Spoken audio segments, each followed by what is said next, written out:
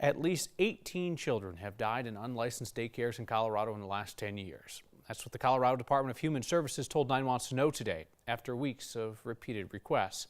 Now the state is promising to study the problem. Here's investigative reporter Kevin Vaughn.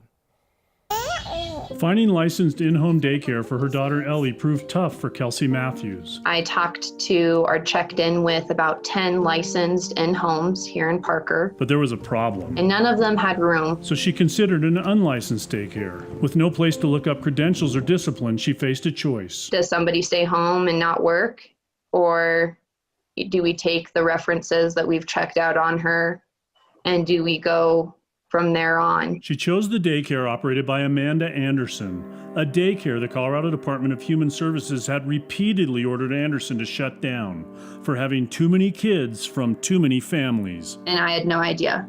No idea until 3-month-old Ellie died there last August, on a day when Anderson was the only adult caring for 17 children. And Ellie's not the only child to die in an unlicensed daycare. It just doesn't make sense that a happy little boy would just fall asleep and not wake up. Ben Pacheco died in a home the state ordered to shut down more than a dozen times. Those repeated orders warned of tougher consequences, including conviction of a misdemeanor and civil fines of $100 a day. But 9 Wants to Know found that in the past decade, not a single person has been charged with a crime for providing a legal, unlicensed daycare.